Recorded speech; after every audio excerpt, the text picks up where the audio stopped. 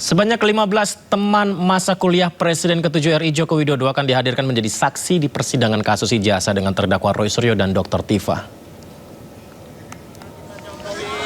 Hal ini diungkap Ketua Umum Peradi Bersatu Ade Darmawan saat menyambangi kediaman Presiden ke-7 RI Joko Widodo di kawasan Sumber Solo, Jawa Tengah.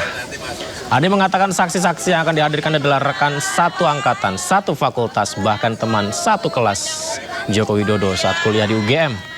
Para saksi yang akan hadir bukan merupakan perintah Joko Widodo, melainkan inisiatif sendiri dari teman-temannya.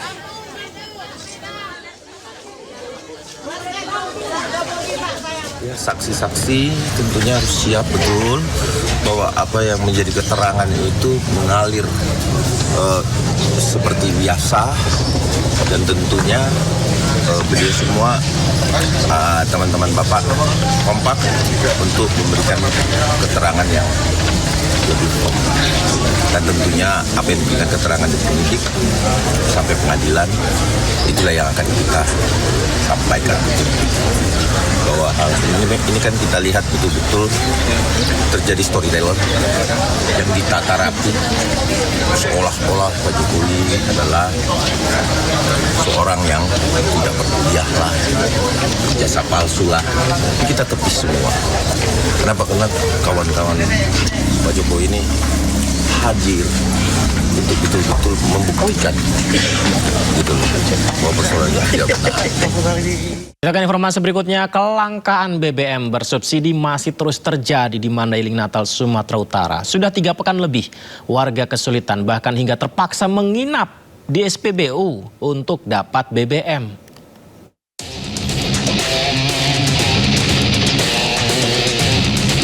Antrian kendaraan mengular sepanjang 2 km di salah satu SPBU di Mandailing, Natal, Sumatera Utara. Sebagian kendaraan ini telah antre sejak semalam hingga harus menginap demi mendapatkan solar. Kelangkaan BBM jenis solar maupun Pertalite sudah terjadi sejak 3 pekan terakhir. Kelangkaan disebabkan pengurangan pasokan dari Pertamina. Nah, biasanya kita kan pemesanan dalam 1 hari 24 nih. Mungkin ada pengurangan stok ataupun karena dari depot Sibolga kita kurang tahu, Pak.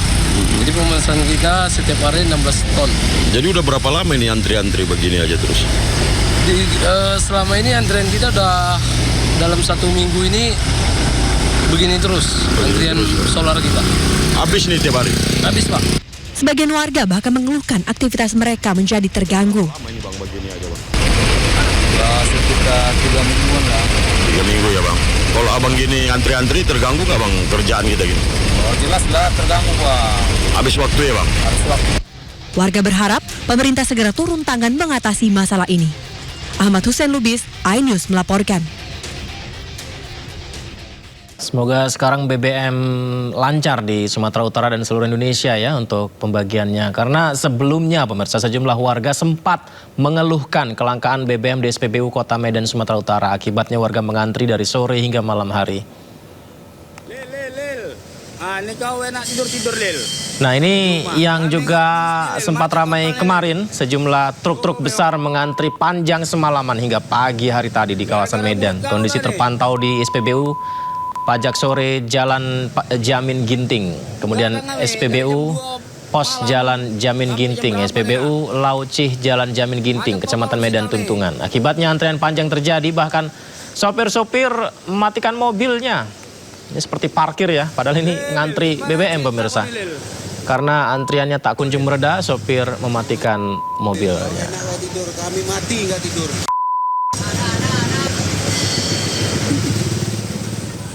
Senin. Wow, ramai sekali. Ini juga sempat terjadi di SPBU Tanah Tinggi pemirsa. Di jam 18.42 ini. Seperti inilah situasinya, ribuan pengendara motor yang antri panjang karena BBM tak kunjung datang. Dikutip dari media sosial Bang Ginting 256, kendala BBM langka ini akibatkan aktivitas warga jadi terganggu. Yang ready kalau untuk sepeda motor.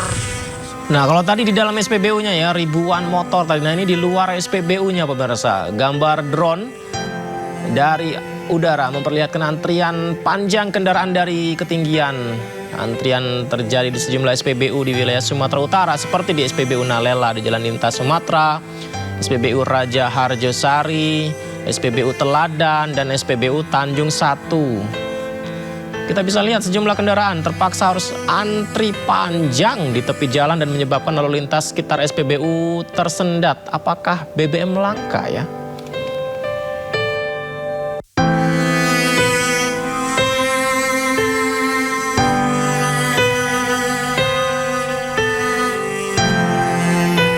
Ya, situasi tersebut membuat banyak warga di Sumatera mengeluh dan juga geram. Bagaimana tidak? Akibat kelangkaan BBM, banyak warga yang telat ke kantor, banyak orang tua yang telat mengantar anaknya ke sekolah, belum lagi warga harus sabar di tengah kemacetan yang disebabkan oleh antrian SPBU yang mengular. Dan inilah keluh kesah warga Sumatera Utara. Berapa menit tadi Pak nunggunya Pak? Hah? Berapa menit sampai dapat? Sekitar 1 jam 15 menit gitu lah, lebih 1 jam. 1 jam tadi Pak ya? Lebih ya Pak ya? Kita 1 jam setengah bisa dibilang. Harapannya apa Pak? Harapannya jangan kayak gini lagi lah. Iya ya. Biasa aja ya. Kalau harga naik? Harga naik jangan juga. Ya. Nah, ini kita gimana ya? Kalau nggak diisi sekarang, besok anak nggak bisa sekolah. Ini Iya, ada sekali kan. Beres tadi ya Pak ya? Ini pun sekarang ini Bang, kalau nggak penting, kita jangan dibawa. Itu apa dulu? Karena antriannya Ceknya ada berapa hari kan? Iya. Masa. Dengan Bapak apa Pak? Jupri. Pak Jupri ya Pak ya? Kasih Pak Jupri ya. Ya Pak.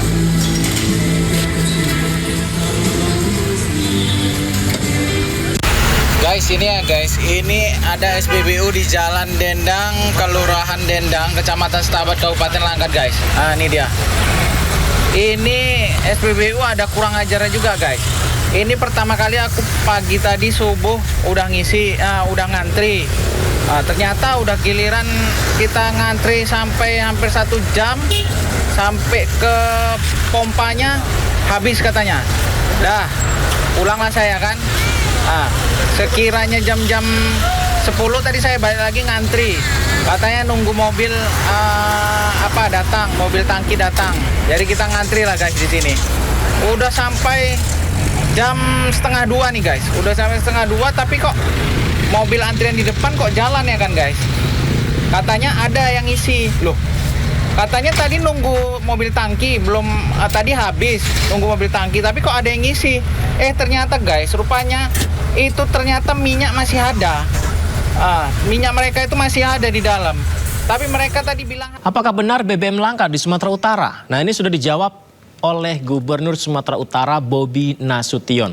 Gubernur Sumatera Utara Bobi Nasution membantah isu pasokan BBM di Sumatera Utara menipis. Ia menegaskan bahwa pasokan BBM di Sumatera Utara masih aman terkendali pemirsa. Terkait antrian kendaraan di SPBU, ia sampaikan bahwa PT Pertamina kekurangan sopir untuk mengantar BBM ke sejumlah SPBU di wilayah Sumatera Utara. Kami sudah cross check, yang disampaikan Pertamina sebenarnya bukan kelangkaan BBM-nya, tapi yang langka katanya itu adalah pengemudi yang ngantar BBM-nya. Jadi distribusinya persoalannya karena driver yang bawa truk BBM-nya itu kemarin kalau nggak salah disampaikan tadi itu terjadi pemberhentian massal sehingga banyak truk pengangkutnya, tangki pengangkutnya tidak bisa beroperasi. Yang tadi kami sudah koordinasi, saya minta dari dinas kami berkoordinasi dengan Pertamina dan juga dengan teman-teman TNI Polri. Kami dari TNI Polri, pemerintah juga siapkan driver dan tim pengamanannya untuk bisa menggantikan sementara para driver yang hari ini belum selesai perekrutannya. Jadi kami minta mulai malam ini nanti tim dari TNI Polri sudah ready untuk jumlah personilnya, jumlah driver yang dibutuhkan sama Pertamina. Ini nanti sedang koordinasi sampai hari ini masih jam ini masih koordinasi berapa yang dibutuhkan, yang pasti dari teman-teman TNI Polri dan kami dari pemerintah siap untuk mengcovernya sementara. Itu sampai kapan Pak katanya? Ya itu tanya mereka ya, karena itu kan mereka bagaimana cara regulasi mereka meng-hire driver dan segala macam itu internal ya, kami nggak mau ikut campur di sana. Yang pasti jangan sampai masalah internal mereka mengganggu kehidupan masyarakat yang ada di Sumatera Utara. Jadi kami minta tadi ya kalau hal seperti itu kami tolong diinformasikan. Udah tahu dampaknya seperti itu tolong diinformasikan. Kalau perlu backupan dari kami sampaikan gitu loh. Jangan udah kejadian kayak gini baru disibuk-sibuin. Kita minta tadi seperti itu. Pak, ada imbauan nggak untuk masyarakat Pak? Karena kan ada juga yang panik buying gitu Pak. Yang buat panik buying itu kan Pertamina-nya. Ya, harusnya persiapan tadi ya, kalau masalah operasional mereka harusnya disampaikan dulu lah kepada pemerintah daerah, kepada teman kita semua yang ada di sini, Forkopimda. Kalau memang ada persoalan yang bisa kita backup, pasti kita backup. Nah, kalau masalah stok tadi kami sampaikan, tadi tanya aman, bahkan mau yang dari tadi disampaikan stok yang dari Jakarta akan dikirim lagi. Nah, persoalan tadi saja masalah supir tadi. Pak, artinya mulai malam ini yang mengantar minyak itu petugas kepolisian dan TNI apa ya? Pokoknya sampai dengan hari ini kami minta disiapkan tim dan dari TNI Polri untuk menjadi infrastrukturnya pemerintah. Satu, apa itu infrastruktur apa? Untuk menyampaikan barang-barang yang bantu sosial, kemudian barang-barang subsidi, semua nanti melalui Koperasi Desa Merah Putih. Tadi diputuskan sudah. Kedua, Kopdas itu nanti dia akan menjadi off-taker. Kalau harga yang sudah ditetapkan oleh pemerintah seperti gabah masih di bawah harga pasar. Ini Pak Yandri sama Pak Anu ada? Menteri Koperasi? Menteri Koperasi ada nggak? Ada. Sudah ada? Udah duluan ya. Jadi satu saya ulangi ya, Koperasi Desa Merah Putih sebagai infrastruktur pemerintah nanti menyalurkan bantuan seluruh bantuan, kemudian juga menyalurkan seluruh barang-barang subsidi. Ya, itu. Nomor 2, dia sebagai off-taker. Kalau harga seperti gabah, jagung dan lain di bawah harga yang sudah ditentukan pemerintah, maka koperasi dia bisa off-taker sebagai pembeli dari produk-produk pertanian yang sudah ditentukan harganya oleh pemerintah. Nomor 1 itu ya, Koperasi Desa Merah Putih. Nomor 2 tadi mengenai MBG akan menyelesaikan persoalan-persoalan yang selama ini menjadi hambatan atau penyalahgunaan. Kami minta waktu 1 bulan, ya, 1 bulan lagi, 1 bulan untuk menyelesaikan, merapikan. Setelah itu langkah-langkah berikutnya kami akan laporkan Bapak Presiden untuk nanti diputuskan, diberi arahan seperti apa keputusan akhirnya. Tetapi kami akan mengkaji lebih mendalam 1 bulan dari hari ini. Saya kira 2 itu yang penting kami putuskan pada malam hari ini. Terima kasih. Dalam 1 bulan itu penegasan apa aja Pak? Banyak ya, yang penyalahgunaan, kemudian titik-titik yang sudah layak menerima, kemudian sudah begitu banyak titik yang sudah ditentukan tetapi belum ada SPPG-nya. Ada yang sudah membangun tapi belum ada, banyak hal ya. 1 bulan ini kita akan paparkan kepada Bapak Presiden untuk nanti diambil keputusan yang tepat seperti apa seharusnya. Saya kira demikian ya. Terima kasih. Baik. Apa?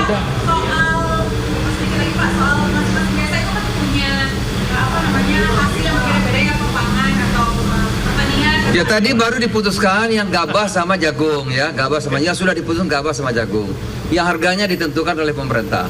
Kalau masih di bawah itu maka Kopdas bisa ambil alih. Ya, udah terima kasih. Terima kasih ya. KPK menggeledah sejumlah ruangan termasuk ruang kerja Bupati di kantor Pemkat Sukoharjo. Penyidik membawa sejumlah koper yang diduga sebagai barang bukti baru.